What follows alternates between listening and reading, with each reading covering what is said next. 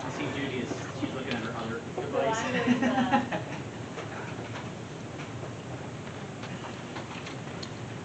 I'll look over the prompt here.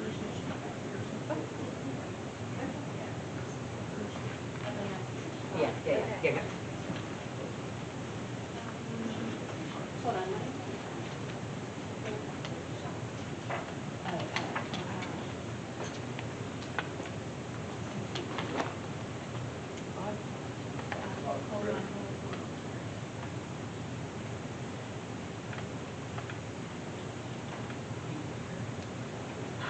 Sit here and be harassed.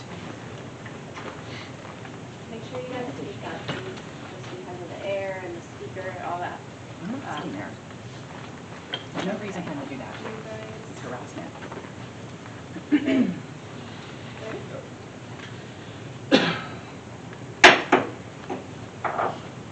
Finance, Property, and Supply Committee meeting agenda, call to order. This is a meeting of the Littlestown Board of School Directors. This is a live, in-person meeting taking place in the public in attendance with the Sunshine Act. By attending or commenting public in this meeting, you are consenting to the recording, retention, and the future viewing of this meeting. Carrie, roll call, please. Nick Lovell, Here. Jeannie Ewan, here. Stephen Yerger. Here. All right, pledge of allegiance, please silence. I pledge allegiance to the flag of the United States of America and to the republic for which it stands, one nation, under God, indivisible, with liberty and justice for all.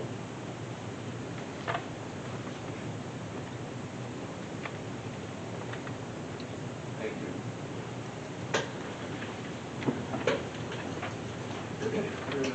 There is no public comment tonight.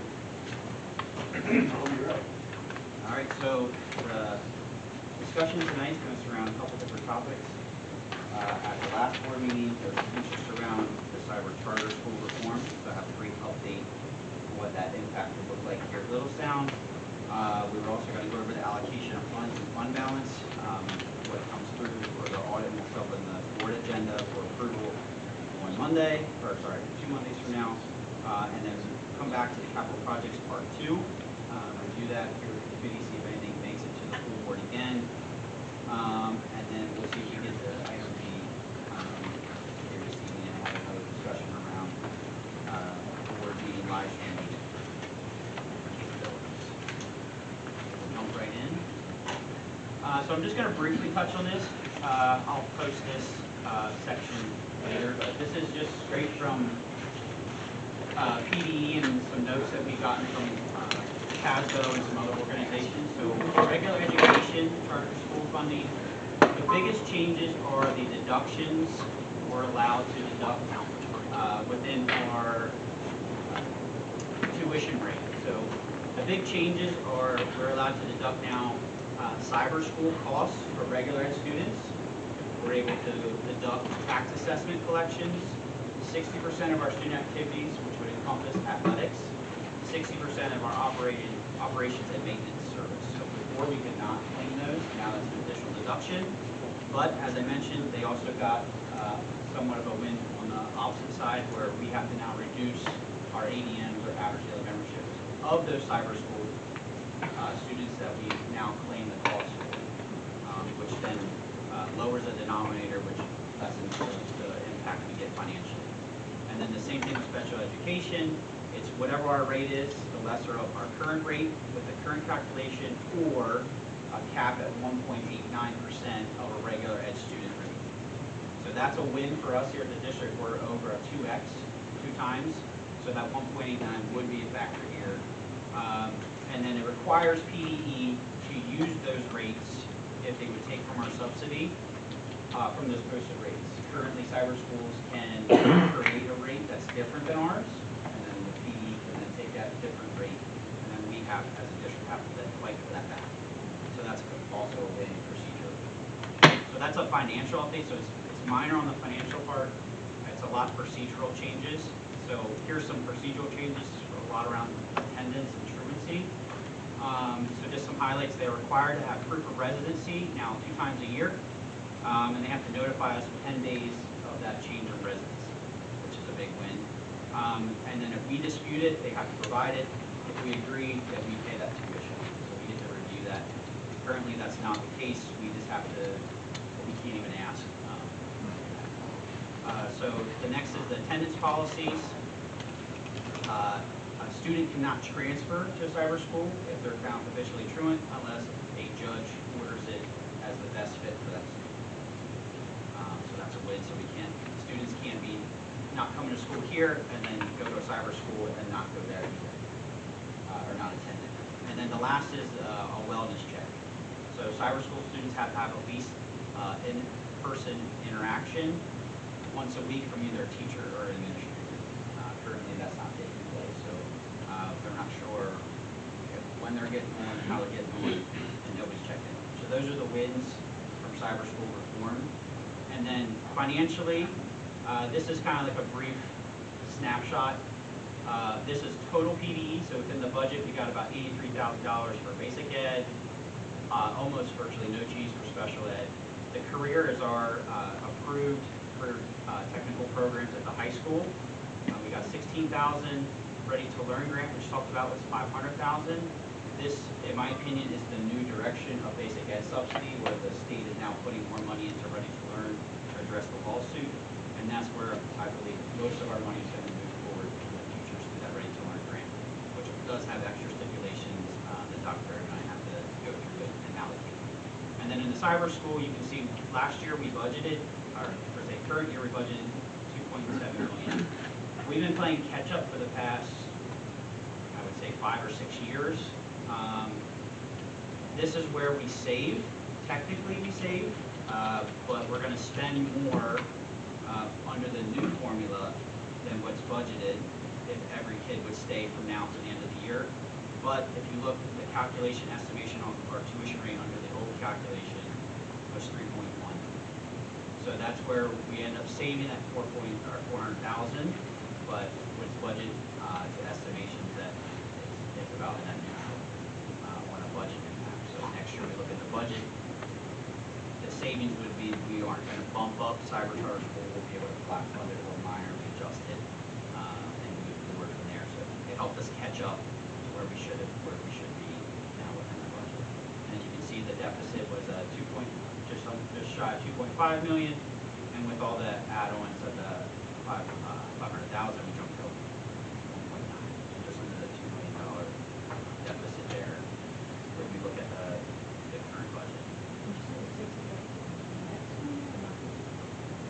I believe the notes were it's effective for 25-26 school year, which would be starting now. The weird part about the tuition rate, it's off of last year's budget, so there's some confusion if it's going to be next year with next year's budget or this year. So this is what I'm saying.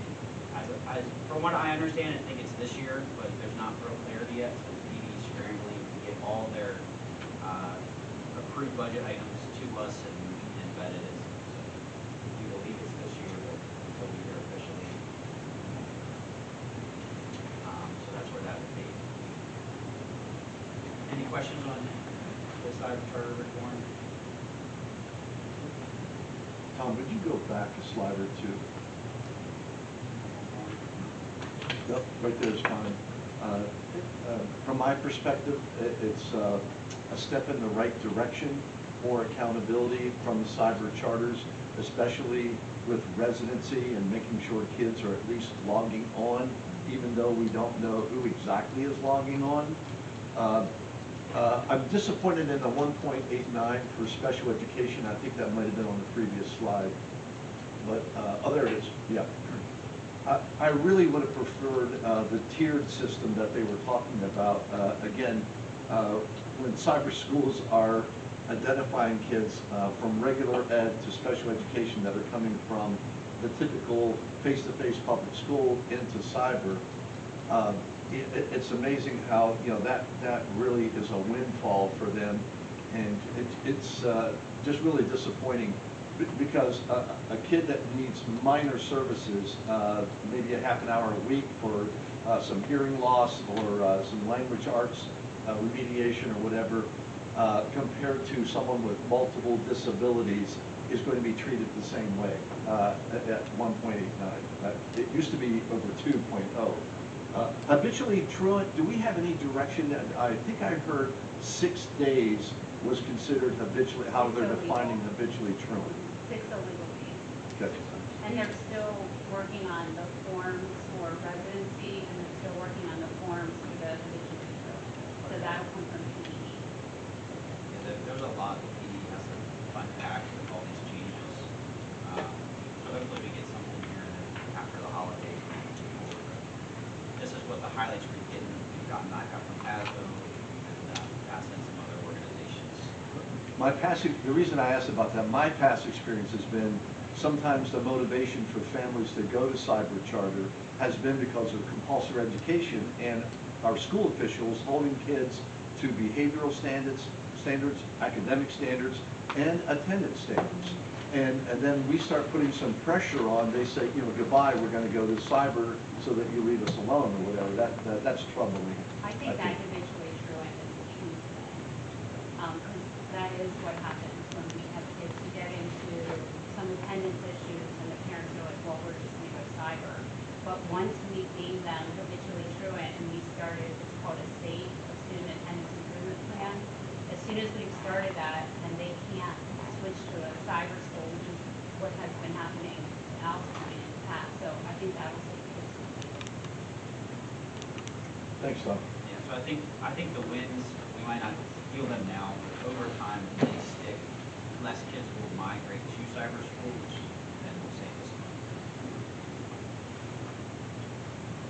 So then we'll jump into the allocation of funds for fund balance.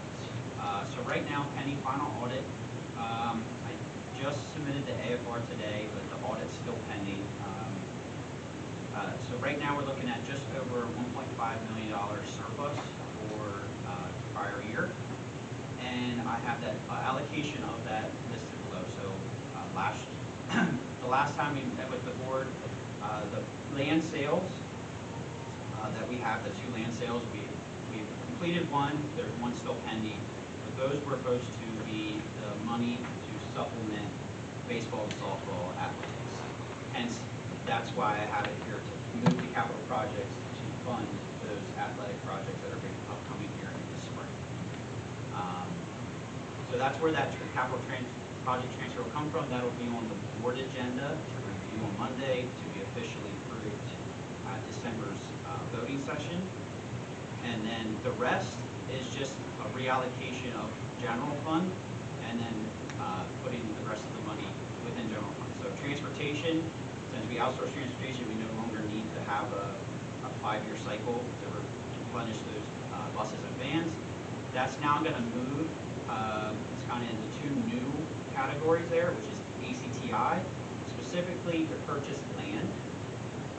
It's still not the best practice to put it towards bond payments, but a one-time land purchase to get them land, to get them towards a bond is feasible, and that's kind of the direction I believe ACTI might be heading, and that's kind of preemptively moving that money so that if they do a land purchase, we are ready and eligible to put that money towards that. The next is future athletics. This is on one of the large cost on our 10-year capital project plan alongside the roof replacement for AC. So this could be interchanged for future improvements, future athletics, either of those options. But the 2 largest are turf and track, and like I said, the roof replacement. That was one of the things we escalated. We turned away from the grant funding. We only are doing the HVAC replacement, but the roof replacement is still slotted to be done within the next 5 to 6 years. So that will need to be looked at. So that's something we can if you don't like the future athletics, that's just something that's, I know, shorter term than the roof replacement in the current capital project list. And then the remaining would go to unassigned fund balance to keep us close to that 8% limit for state regulations. So the capital project, the land sale, is it in the 1.5? It is. It is. Yes. So it's allocating $475 of the land sale, so the land sold for to capital projects to fund athletics. And then in the second land sale, we would do it again next year and replenish that back. So it's a that was the hope or the discussion the last time was whatever the land sold for was kind of the budget amount for the baseball softball. So our surplus there too is over $1 million. Yes. Well, I mean, without them. Yes. Yeah, and then at January's meeting, when we have closed audit, we'll review all those, what impacted. Right now, it's, the land was a big impact for that. Obviously, we know interest was very favorable, so interest was a big impact. So we'll look at those, and then the state didn't give us a good bit of money from last year.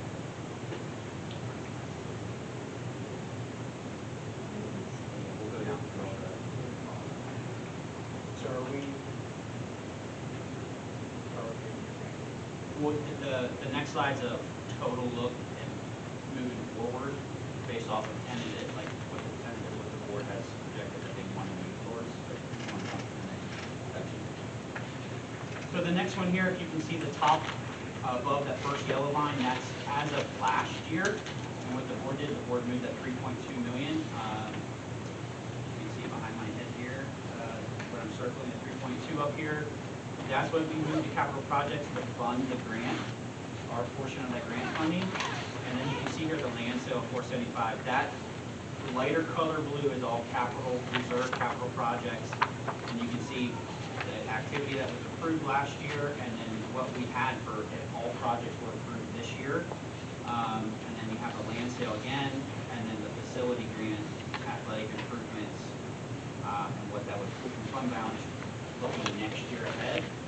And then following would be estimated 250 for capital projects, and then ACES grants, facility upgrades. That would be the track. Estimated time frame for the track is around 2027, 2028, and that would pull for fund balance. We're going from just shy of just over 6.2 million down to 1.2 over the next couple of years, spending those funds and have those allocated out. This 1.2 is where we typically sat prior to all these improvements. We've been escalating, we sit around 800 to 1.2 for any given year, depending on what the capital projects list, I guess, scope cover. So that would get us back to a normalcy in 2027, 2028.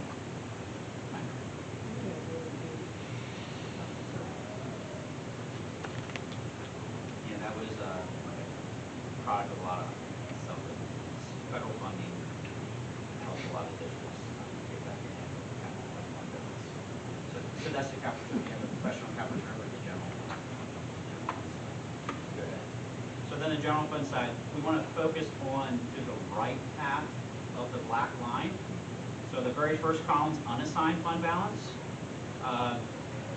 We're sitting just under that 8% with that 3.3 million in that second tier mark. And then the allocation that I talked about in the prior slide was 500,000 for technology, 6.1 currently for middle school, high school projects, 1.5 healthcare, removing the transportation and then adding the two subsequent ACTI land and athletic projects. If you note the next section down, the board did approve using fund balance for technology to do the Apple lease. So technically would be 3 years. I only have 2 years shown, so that's 43,500 pull from tech reserve, and then utilizing at this point estimating the full use of fund balance towards a project. So we're hopeful not to, but right now we don't have information of what we're going to save to be able to estimate that. So the best estimation is to save a small expense. So that's where we're going to move down from now to the left half of that black line from 12.1 million down to 4 million.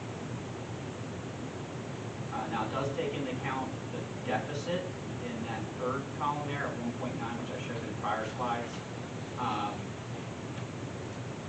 showing that deficit if it would hold true at the end of this fiscal year, based on this. So that's just but we don't. So right now it's the best placeholder we have. So that's fund balance in a nutshell, and what it looks like the next 2 years forward. Quick question. You mentioned 8% a couple of times. Yeah. Is that our recommended amount we want to have in our savings account or fund balance? Or is that by policy? Some districts have policies. So by policy, we're supposed to be above 5%. State limits 8%, and it's only focused on the unassigned portion, not the assigned portion. So that 3.3, that second column there, that is where we're at, 7.8%. So yes, we do have a policy that says if we did below 5%, the board would then come together and find ways to get back up above 5%. Okay. Thank you. Cyber schools can have 50% fund balance, I guess. I've seen